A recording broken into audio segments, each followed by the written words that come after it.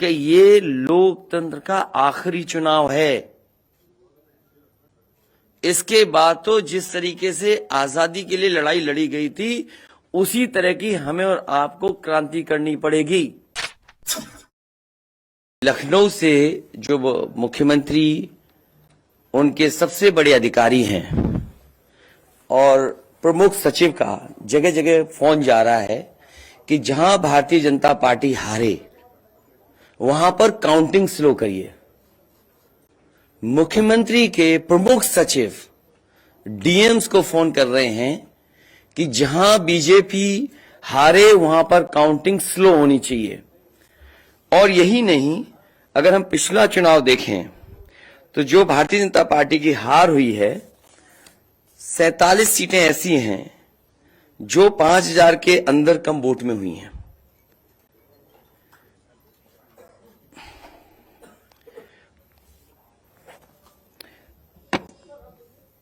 सैतालीस सीटें ऐसी हैं पिछले चुनाव की जहां पर 5000 वोट के कम फासले से भारतीय जनता पार्टी जीती है। और जो आज देखने को मिला है बनारस में कि जहां ईवीएम्स ले जाई जा रही थी, एक ट्रक पकड़ा गया, 2 ट्रक लेकर के भाग गए। अगर सरकार चोरी नहीं कर रही थी, ये वोट की चोरी जो नहीं कर रही थी, तो कम से कम बताए कि एक गाड़ी रोक ली, पकड़ी गई, लाइव है, अभी भी हम लाइव देख सकते हैं। 2 गाड़ियां क्यों भागी? अगर कोई चोरी नहीं थी, प्रशासन ने, सिक्योरिटी ने इतना इंतजाम क्यों नहीं किया? इतनी फोर्स है, अभी इलेक्शन की फोर्स गई नहीं है यूपी से, तो आखिरकार अधिकारी क्यों नहीं कर रहे थे? क्या वजह है कि बिना सिक्योरिटी, बिना इतने इंतजाम के ईवीएम्स जा रही हैं?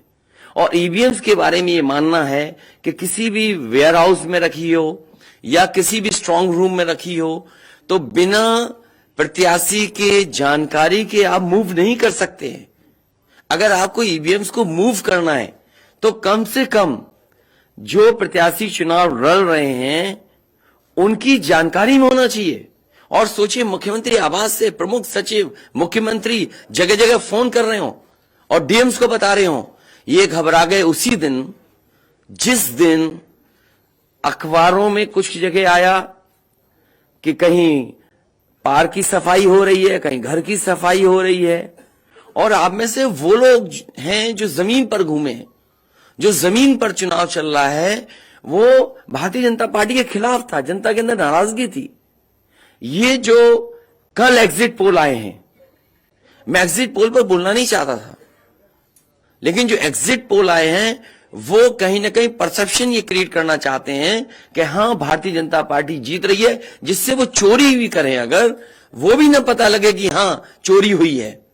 इसीलिए अगर हमने वोट दिया है तो मैं अपने नौजवानों से, किसानों से और आम लोगों को कहूंगा कि उतनी हमारी जिम्मेदारी बनती है कि वोट को हम बचाएं। अगर वोट नहीं गिना जाएगा तो लोकतंत्र कहां जाएगा? और ये लोकतंत्र की आखिरी लड़ाई है। मैंने कई बार कहा कि उत्तर प्रदेश का चुनाव लोकतंत्र की आखिरी लड़ाई है। इसके बाद तो जनता को क्रांति करनी पड़ेगी, तभी बदलाव आएगा। इसलिए मैं अपने पार्टी के लोगों से और जो सच्चे ईमानदार, सच्चे सिपाही हों, सच्चे अधिकारी हों, सच्चे पत्रकार हों, कम से कम आगे आए और लोकतंत्र को बचाने के लिए खड़ा हों। और मैं अपनी पार्टी के लोगों से कहूंगा कि जब तक काउंटिंग ना हो जाए तब तक कम से कम ये नजर रखें और लगातार निगरानी रखें कि कैसे वोट बचाया जा सकता है, कैसे जहां पर मशीनें रखी हैं कोई किसी का आना जाना ना हो। ये लोकतंत्र के लिए बहुत ही खतरे का समय है। जो दल हार गया, अब उसके बस में यही है जो अब करने जा रहे हैं। ये जितने कुछ एग्जिट पोल हुए हैं वो इसीलिए हुए हैं कि अगर वो चोरी भी करें तो शायद नजर ना आए। अब ईवीएम्स पकड़ी गई हैं, बहाना कोई ना कोई अधिकारी बताएंगे कि हम ईवीएम्स इसलिए ले जा रहे थे। आखिरकार फोर्स के साथ क्यों नहीं ईवीएम्स जा रही थी? ये तो ईवीएम की एक बनारस की जो अभी भी लाइव चल रहा है वो घटना है।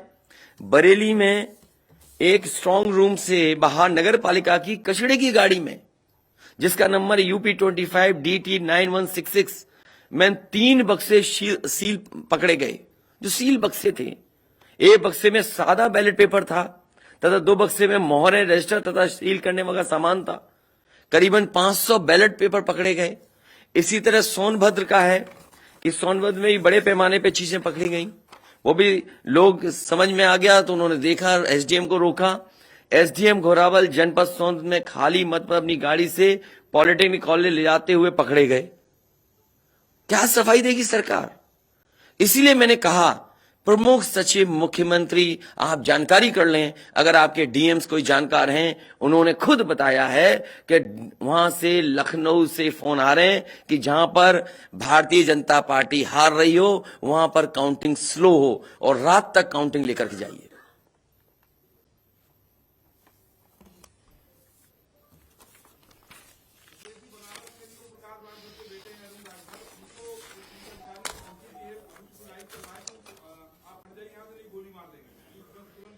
तो मैंने आपसे कहा कि ये लोकतंत्र का आखिरी चुनाव है। इसके बाद तो जिस तरीके से आजादी के लिए लड़ाई लड़ी गई थी, उसी तरह की हमें और आपको क्रांति करनी पड़ेगी।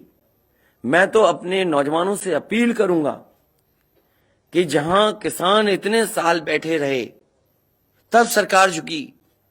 कम से कम 3 दिन लोकतंत्र के अखंड प्रहरी बनकर के ईवीएम्स को बचाएं और चुनाव को बचाएं।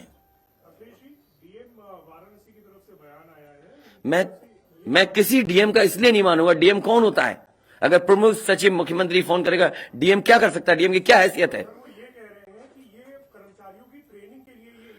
ये फिर जो प्रत्याशी लड़ने रहे थे उनको आखिरकार डीएम ने क्यों नहीं बताया?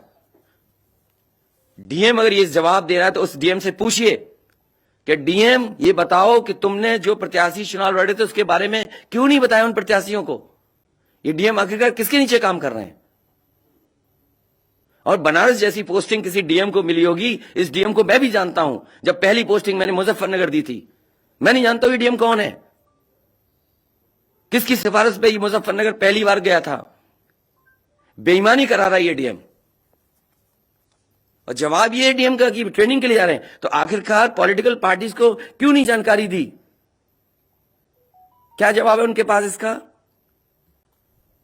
और जब बाकायदा गाइडलाइन लिखी हुई है यहां पर कि आप ईवीएम्स का मूवमेंट नहीं कर सकते, आप कैसे ईवीएम का मूवमेंट कर रहे हैं? आप पूछिए जो दिया बयान।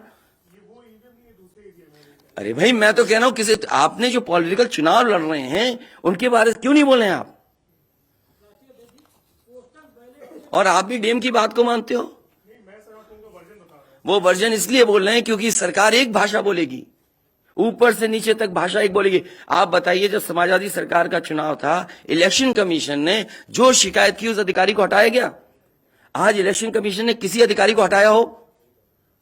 एक अधिकारी अगर इलेक्शन कमीशन हटाया हो तो बता दो। मुझे कोई उम्मीद नहीं। इसीलिए मैं कह रहा हूं कि लोगों को लड़ना पड़ेगा। अगर लोकतंत्र बचाना है तो कहीं ना कहीं तैयारी करनी पड़ेगी लोकतंत्र बचाने के लिए। जो गाइडलाइन है, आज जो बैलेट पेपर पकड़े गए हैं सोनभद्र में, जो बैलेट पेपर पकड़े गए हैं आपके बरेली में, जिस तरह ईवीएम्स को ले आया जाता है, ये सवाल बड़ा है। अधिकारी वही भाषा बोलेंगे जो उनको बोलने के लिए सरकार कहेगी। वो नहीं चाहते कि ओम प्रकाश राजभर जी क्या भूल गए? इलेक्शन कमीशन याद नहीं है? ओम प्रकाश राजभर जी नॉमिनेशन के लिए गए, इनको अपमानित नहीं किया गया? क्या प्रशासन कार्रवाई कर रहा था? स्वामी प्रसाद मौर्य जी के साथ क्या व्यवहार हुआ? कोई भूल जाएगा इन बातों को? और चुनाव भर में क्या भाषण थे, क्या भाषा का इस्तेमाल था? हर जगह डराने का काम जनता को। ये अलग बात है। कम से कम इलेक्शन कमीशन को ये देखना चाहिए, खुलेआम जनता देख रही है, आज के जमाने में लाइव है कि किस तरीके से ईवीएम्स को ले आया जा रहा था। चुनाव आयोग को सबसे पहले जिलाधिकारी बनारस पे कार्रवाई करनी चाहिए कि आखिरकार उसने किसी को कॉन्फिडेंस में क्यों नहीं लिया। अगर मशीनें जा रही थी तो प्रत्याशियों को क्यों नहीं बताया गया? पॉलिटिकल पार्टीज को क्यों नहीं जानकारी दी गई? अगर ये गाइडलाइन में है कि नहीं है इलेक्शन कमीशन के? आप ईवीएम्स को एक जगह से दूसरी जगह मूव करा रहे हैं, आखिरकार इसके लिए जिम्मेदार कौन है? आप ईवीएम लेकर जा रहे हैं, अब 2 दिन की बात है, काउंटिंग होनी है।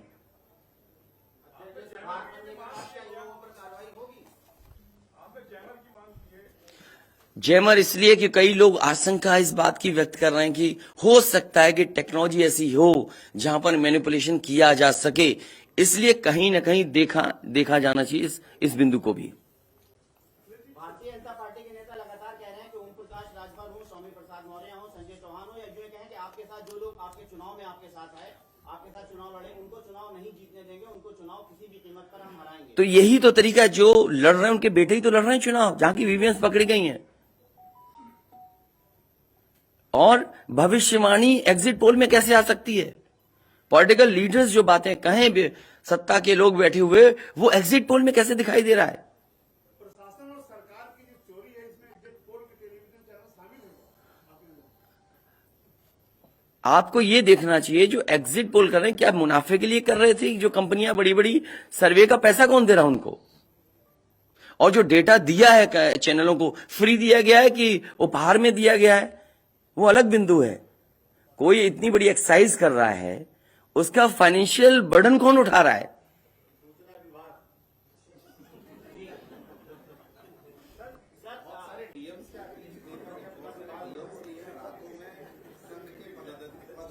ये तो बातें, ये सच कह रहे हैं आप। जो बात, ये जो सवाल के रूप में जानकारी दे रहे हैं, ये सच्चाई है।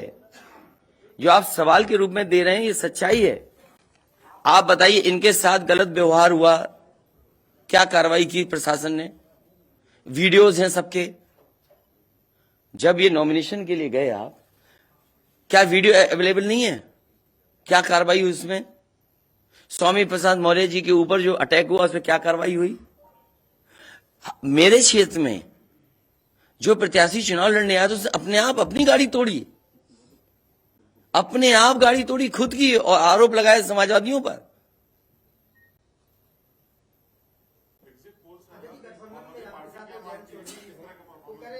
क्या करेंगे जब वोट को लेंगे? आगे वो कह रहे हैं शांतिपूर्ण मतगणना के लिए अपील की है। नहीं, शांतिपूर्ण मतगणना के लिए तो हम भी अपील कर रहे हैं, लेकिन सावधान रहें। अगर वोट दिया है तो वोट को बचाए भी तो सही। अगर ईवीएम्स खुली सड़क पे इस तरह जाएंगी, आप क्या उम्मीद करोगे? आपके बैलेट पेपर पकड़े जा रहे हैं। आपके लखनऊ में ही एक गाड़ी पकड़ी गई थी, उसके अंदर क्या क्या था? वो कहते वो तो हर गाड़ी में टूल बॉक्स होता है। तो टूल बॉक्स में इतना बड़ा हथौड़ा थोड़ी होता है कि आप ताला तोड़ दो। वोट बचाने के लिए कहीं ना कहीं हमें एक अखंड प्रहरी की तरह काम करना पड़ेगा। और अगर हमारे किसान इतने दिनों बैठ सकते हैं, अब तो 3 दिन की बात है, 3 दिन तो बैठना ही पड़ेगा, नहीं तो ये प्रशासन के लोग बैठ करके चोरी करा देंगे। और मामूली चोरी है वोट की, ये लोकतंत्र के साथ है। लोगों को ये भूलना नहीं चाहिए आपके पड़ोसी देशों में क्या हो रहा है। इसलिए मैं ये भी गाइडलाइन पढ़ना चाहता हूं कि जो ईवीएम के मूवमेंट के लिए जो मुझे जानकारी मिली है, वो मैं आपसे पढ़ना चाहता हूं कि all polled EVMs and all reserve EVMs after the poll shall be under cover of arm forces, arm police at all times. Reserve EVMs should also be returned at the same time when the polled EVMs are returned at the receipt center. Reserve EVMs shall not be kept in the strong room meant for polled EVMs. They shall be kept in another strong room meant for keeping reserve EVMs. It must be ensured that all reserve EVMs are also deposited in the strong room meant for reserve EVMs at the same time when the polled EVMs are deposited in the strong room meant for the polled EVMs. तो EVMs के लिए बिल्कुल clear कहा गया है कि कैसे क्या होना है। और भाई जांच भी कौन करेगा? अगर डीएमई जांच करेगा तो क्या उम्मीद करोगे आप उसके लिए? इसके आगे जो पॉलिटिकल पार्टी हम तय करेंगे क्या करना है। अगर हमें कोर्ट का भी सहारा लेना पड़ेगा, लेकिन उससे पहले हम अपने पार्टी के कार्यकर्ता, नेताओं और जो हमारे सच्चे पत्रकार, सच्चे पुलिस फोर्स में लोग हैं या वो लोग हैं, उनसे भी मेरी अपील होगी कि कम से कम लोकतंत्र को बचाने के लिए आगे आए।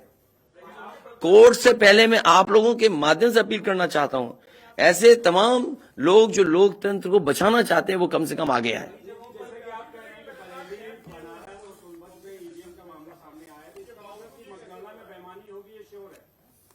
आपने पंचायतों का चुनाव देखा था, भारतीय जनता पार्टी ने खुलेआम वोट को लूटा। जनता को याद है, महिलाओं के जो कपड़े फाड़े गए, छीने गए, महाभारत के अलावा अगर किसी ने किया तो वो भारतीय जनता पार्टी ने करके दिखाया। क्या कार्रवाई की गई उस समय बताइए? इलेक्शन जो आपका स्टेट इलेक्शन कमीशन है, शिकायतें हुई, क्या कार्रवाई हुई उनके ऊपर? क्या कार्रवाई हुई पुलिस के ऊपर? क्या कार्रवाई हुई उन लोगों जिन्होंने वोट को छीना? इसलिए मैं अपील करता हूं आपके माध्यम से, जो सच्चे पत्रकार हैं, सच्चे अधिकारी, पुलिस फोर्स, लोकतंत्र को बचाने के लोग सामने आए, जिससे लोकतंत्र बचाया जा सके। माननीय मुख्यमंत्री जी, ये जो घटनाएं हो रही हैं, ये हताशा और निराशा की जो है वो पराकाष्ठा है। क्या ऐसा कुछ होगा? क्या समाजवादी मैं नौजवानों से विशेष अपील करूंगा, और इसलिए अपील करूंगा, मैंने वो तस्वीरें देखी कि नौजवान वोट डालने के लिए लोकतंत्र में कैसे निकल पड़ा। अगर उसने वोट डाला है तो कम से कम वो वोट बचाए। अपना कैसे वोट बचाएगा? गिनने से कैसे गिनती में लाएगा? और ये कोई ये मामूली घटना नहीं है। जो लोग लोकतंत्र पर भरोसा करते हैं उनके अंदर आक्रोश होगा, ऐसा नहीं कि गुस्सा नहीं होगा उनके अंदर।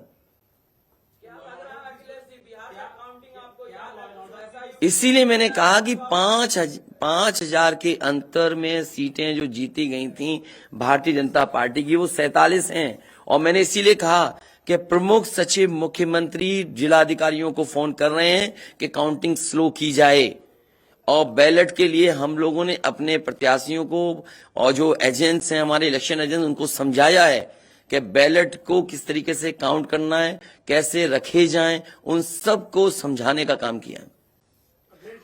और आप में से जो लोग बनारस गए होंगे वो जानते होंगे कि बनारस साउथ समाजवादी पार्टी जीत रही है, अयोध्या समाजवादी पार्टी जीत रही है। ये घबराहट है बीजेपी को। पवन पांडे जीत रहा है, ये घबराहट है। किशन दीक्षित जीत रहा है, ये घबराहट है बीजेपी को। नहीं, वो अलग बात है, पान भी खाया। और भाषा नहीं देखी आपने? क्या प्रवक्ता की बात करते? कौन है ये चीज प्रवक्ता? कोई प्रवक्ता की बात नहीं करेंगे। क्या प्रवक्ता उठा लाए आप किसी गली मोहल्ले से? क्या प्रवक्ताओं की बात करते हैं आप? इतने सीनियर जर्नलिस्ट बनते हो आप अपने आप को। ये मामला सीरियस है, क्या प्रवक्ता बताएगा? इलेक्शन कमीशन क्यों नहीं बता रहा? ये खुलेआम ईवीएम घूम रही हैं। कोई आश्वासन नहीं दिया। हो सकता है हमारी प्रेस के शायद कुछ जागे। ये यूपी के हैं सब, और कहां के इलेक्शन कमीशन के लोग? रिटर्निंग ऑफिसर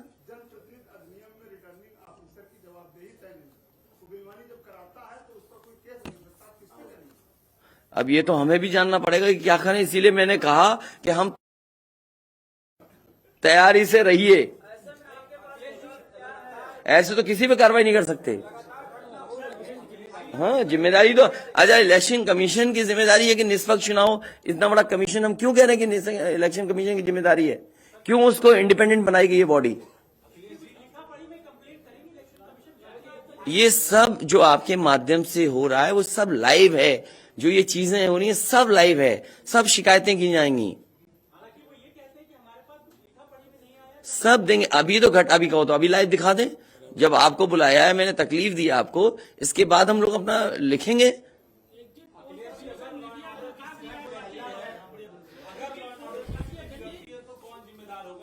इलेक्शन कमीशन जिम्मेदार है इसके लिए। ईवीएम्स खुलेआम जा रही हैं, बैलेट पेपर कूड़े के डब्बे में पकड़े जा रहे हैं। गाड़ी का नंबर हम बता रहे हैं आपको, एसडीएम लेकर के जा रहा है। और मैं तो कहूंगा कि चुनाव हमारे जितने भी समाजवादी लोग हैं कानून व्यवस्था को मानते हुए शांतिपूर्ण रहें, लेकिन जिम्मेदारी सरकार की भी तो है। ये जिम्मेदारी इलेक्शन कमीशन की नहीं है, सरकार की नहीं है। आप अगर पूरी सुरक्षा के साथ उन ईवीएम्स को ले जाते, जो प्रत्याशी चुनाव लड़ रहे हैं उनकी जानकारी में लेकर के जाते हैं, तो किसको आपत्ति थी? ये तो पकड़ी गई हैं। अगर चोरी पकड़ी गई है तो चोरी पकड़ी को पे आप कानून व्यवस्था की बात करोगे? आप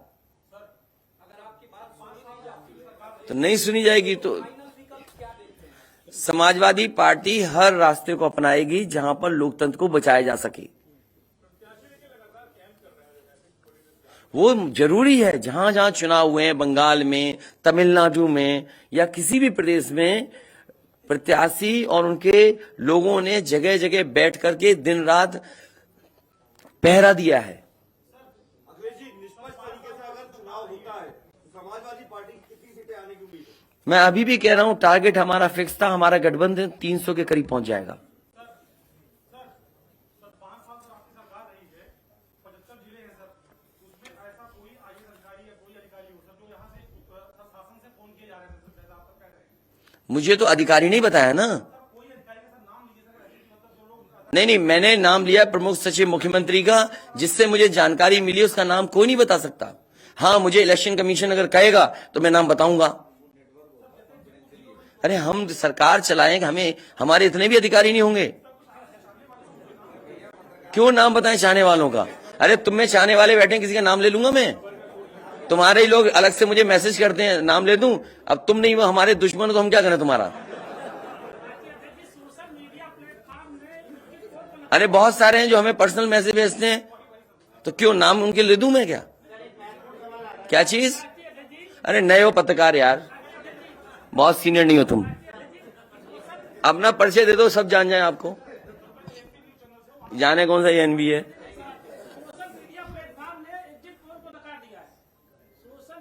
इसीलिए मैं कह रहा हूं आपसे कि एग्जिट पोल है कि जो चोरी करी जाए उसको ढका जा सके।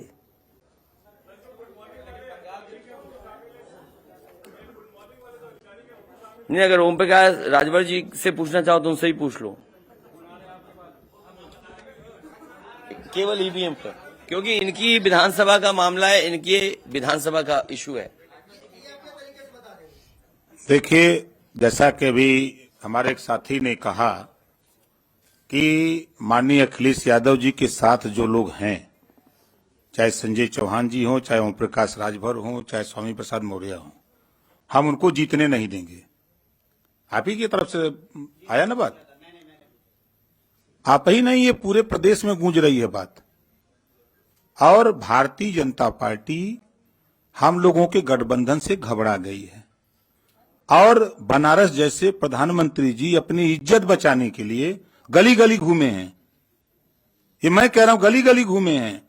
जिलेवार 75 साल की आजादी में 70 साल से वोट पड़ रहा है। पहले हमारे देश के प्रधानमंत्री हैं जो जिलेवार रैली किए हैं। अगर गलत कह रहा हूं तो बताओ।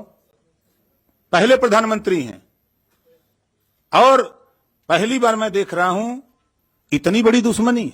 मैं उसी दिन कहा था जिस दिन नामांकन के समय जिलाधिकारी और वहां के कमिश्नर की मिली भगत से जब 3 लोगों की एंट्री है नॉमिनेशन कक्ष में, तो सैकड़ों गुंडे वहां कैसे पहुंच गए? पहले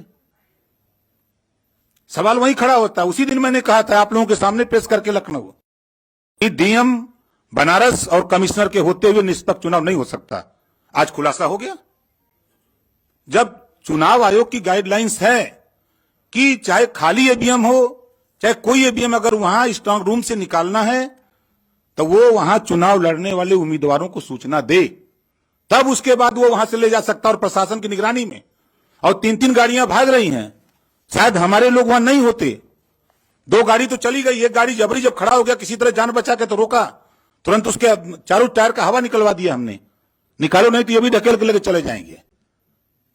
वही देखिए, दिख रहा है ना इतनी ईवीएम मशीनें कैसे वहां आई। सवाल तो इस बात का है। तो देखिए, वहां के जिलाधिकारी और कमिश्नर जो वहां हैं, इन पे हमारा खुद भरोसा नहीं है।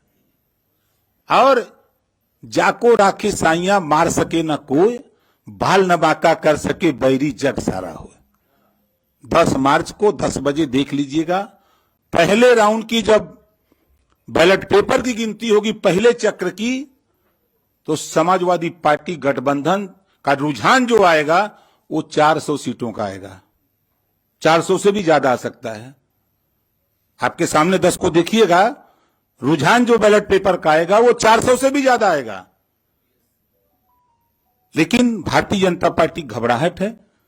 वो लगे हैं कि ईवीएम से हेरफेर कर देंगे, तो हम लोग भी वहां लगे हैं ईवीएम ठीक करने में। हम लोग भी घेर ही लिए हैं, नहीं थे तो लेके भागी गए थे। तो इनसे हम लोग डरने वाले नहीं है। हमारे गठबंधन के सभी नेता कार्यकर्ता, हमारे सभी साथी लगे हैं, पूरी किलेबंदी है। जो भारतीय जनता पार्टी की सोच है, ये एक कदम चलते हैं तो हम 10 कदम आगे निकल के चलते हैं। हम इनको 3 साल पहले ही बता दिया कि सत्ता से बेदखल करूंगा। आप लोग भी नहीं मान रहे थे कि मान रहे थे? नहीं मान रहे थे। और आज प्रश्न खड़ा हो गया ना। मैंने कहा 27 अक्टूबर 2021 को कि माननीय अखिलेश यादव जी को मुख्यमंत्री बना के दिखाऊंगा, और 10 मार्च को देखिएगा जब टीवी पे चलेगा आप लोगों की स्क्रीन पर, तब समझ में आ जाएगा सबको। यही हताशा और निराशा है कि ईवीएम जो है ये इधर उधर कर रहे हैं, लेकिन कुछ कर नहीं पाएंगे। हम लोग भी अलर्ट हैं।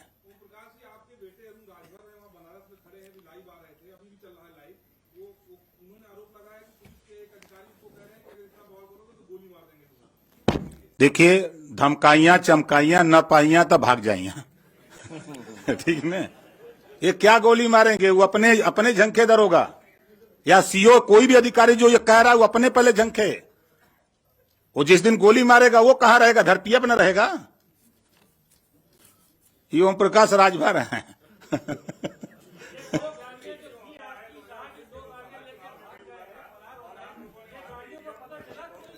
भैया मेरे, हम लोग तो एक घेर के रखे, दो तो वो भी किसी तरह वो हमारा आदमी आगे खड़ा वो मार देता, धक्का मर जाता, लेकिन वो भी ढीठ था। अब जाति का ठाकुर था, यो बात है।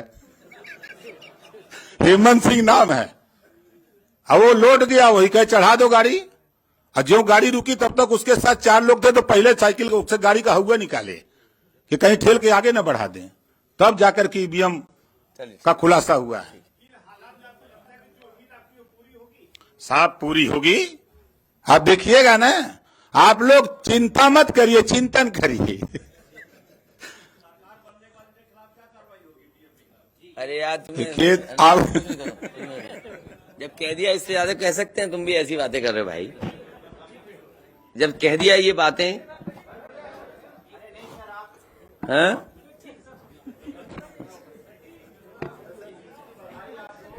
नहीं, अभी मत जीत की बधाई दो। अभी जीत की बधाई हम लेंगे और मिठाई भी बांटेंगे आपको। और देखिए, एग्जिट पोल आ गए, बीजेपी वाले मिठाई का ऑर्डर नहीं दे पाए। हैं? क्या बीजेपी का? नहीं, हम तो खिला ही रहे, कल से ही खिला रहे हम तो। हाँ, हम तो कल से खिला रहे मिठाई। और ये लाइव फिर दिखा दो। अभी लाइव चल रहा है ना। बताइए, अगर अभी तक लाइव चल रहा है, पिछले कितना टाइम, आधा घंटा 45 मिनट हो गया, उससे ज्यादा टाइम हो गया, अभी तक प्रशासन वहां पर अपनी मशीनें लेने नहीं आया। आप सोचिए आप, तो इसका मतलब यह है कि वो डरे हुए हैं कि चोरी कर रहे थे, पकड़ी गई।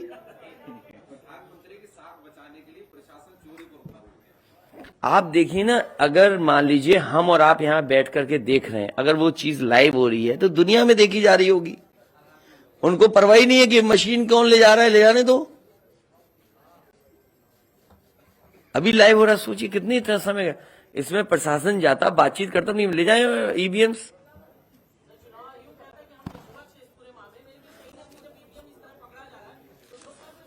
इसीलिए तो मैं कहता हूं, सच्चे पत्रकार भी हमारी मदद करें, सच्चे अधिकारी मदद करें, सच्चे जो लोग हैं, जो अगर आज नहीं तो कल अफसोस होगा।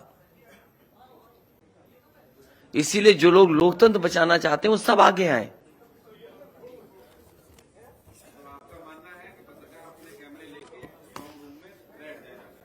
न पत्रकार बैठे, लेकिन कम से कम आवाज तो उठे।